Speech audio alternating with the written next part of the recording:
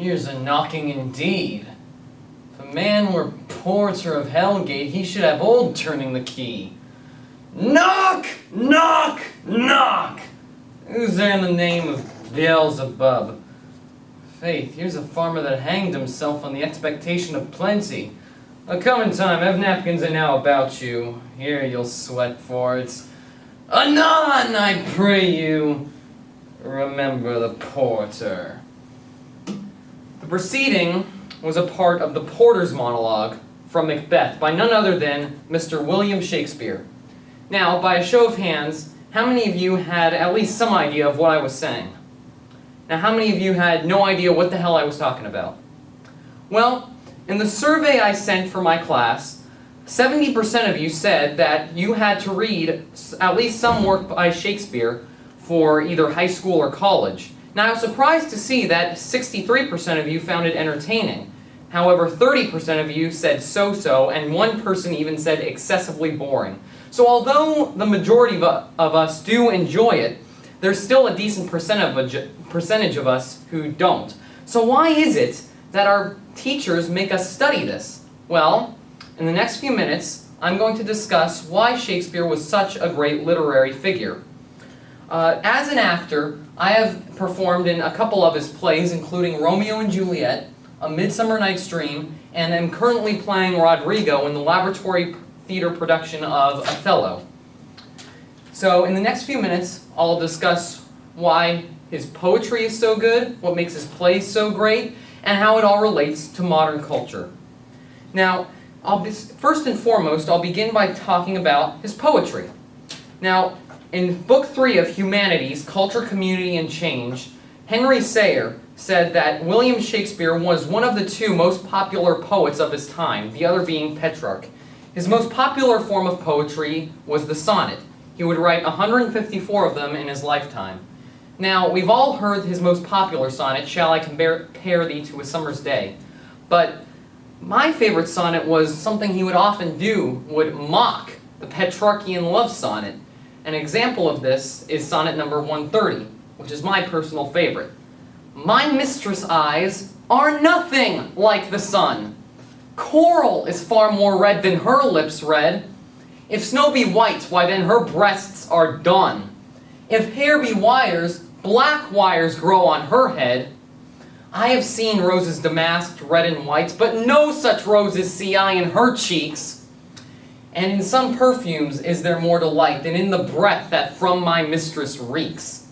I love to hear her speak, yet well I know that music hath far more pleasing sounds. I grant I never saw a goddess go. My mistress, when she walks, treads on the ground. And yet, by heaven, I think my love is rare, as any she be lead with false compare. Now, according to the Poems of William Shakespeare on williamshakespeare.info, he wrote more than just sonnets. He wrote 2 narratives dealing with themes such as rich versus poor and revenge tragedy. Also, in the 1599 poetry collection, Passionate Pilgrim Poems, scholars believe that 5 of the 20 poems in that book were written by William Shakespeare. Now that we've got his poetry out of the way, I'd like to discuss what he's most known for, his plays. Now, in my survey, when I asked, what is it you look for in a good movie or book, many of you said a good plot, a good story, something that will entertain you, twists, so on. Well, in The Essential Theater, the textbook, Dr. Brockett describes Shakespeare's plots as similar to modern soap operas. Consider Twelfth Night, for example, where the basic plot line is this guy loves this girl, but she loves him, and he loves her, and bleh. Well, Shakespeare would weave into his plays many subplots which would lend a helping hand to the main plot. Another thing he would do is he was very clever at making us like the hero in his tragedies. So when we would watch the hero's downfall, we'd feel a tragic emotion inside of us. Every now and again, he would also bring out a dark emotion of us by making us like his villain. For example, in Othello, in the first couple acts, he's clever about making us like the main villain, Iago, although we know he's up to no good. And then as the play progresses, as Iago starts to kill people, we think, my God, we actually liked this guy? What are we? Now, according to Henry Sayer, Shakespeare also improved theater by creating the complex character. Before Shakespeare, many of the characters in theater were very one-dimensional. You knew exactly what their motivation was, you know what they wanted and what they were going to do to get it. Well, Shakespeare changed this through use of the soliloquy, which had similar characteristics to his sonnets. With the soliloquy, you knew the suffering that was going on in the minds of these characters. For example, to be or not to be, that is the question. Whether 'tis nobler in the mind to suffer the slings and arrows of outrageous fortune, or to take arms against a sea of troubles, and by opposing end them, to die, to sleep no more, etc., etc., it goes on and on. But, I mean, we've all heard at least part of this famous soliloquy, but who here knows that it's actually about suicide? That's right. So now that we've discussed his poetry and his plays, I'd like to talk about how they relate to modern culture. I mean, Shakespeare, his works are still being produced and made into plays and to movies.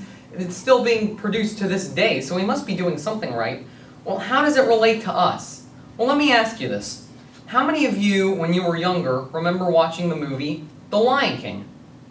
Well, how many of you know that it's based off the plot of Hamlet? How many of you remember that movie 10 Things I Hate About You? How many of you know it's The Taming of the Shrew? How many of you remember She's the Man? How many of you know it's Twelfth Night? And so on. I could go on with this forever, but I only have 7 minutes. So in conclusion, Shakespeare has changed the world in literature, theater, and poetry with his genius. I hope I've given you a greater knowledge of his poetry, his plays, and why we're still looking at them 500 years later. So in the words of Juliet, good night, parting is such sweet sorrow, that I shall say good night till it be morrow. Thank you.